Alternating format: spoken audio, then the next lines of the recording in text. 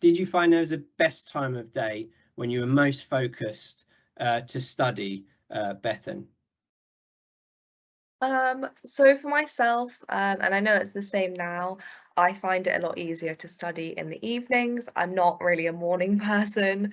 So yeah, definitely after school I found helpful. So that sort of late afternoon, early evening I found was really productive for me. But I feel like I sound like a broken record, but it'll be different for each person. So it's just Yeah. about finding what works for you, whether you're a slightly later evening, whether you like to do a little bit of work before school. But yeah, I know I found that that sort of late afternoon was really good for me. Excellent. And Jaden already mentioned he did most of his after school. So just in terms of, just for a different position on it, Matthew, do you tend to find there's kind of a magic hour or 2 hours in your day where you kind of can hyper focus on something, whether it's study or just leisure reading or any kind of thing, really? Do you have that? Yeah, for me, it tends to be quite early in the morning, but it doesn't always happen.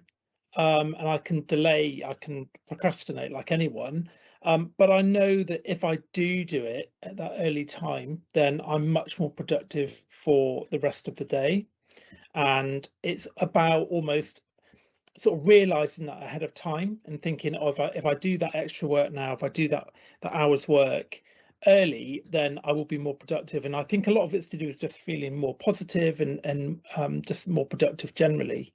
But again, it's not always the same. I think it varies according to the time of the year as well. In the summer, I'm probably more likely to do that when it's lighter, less so in the winter.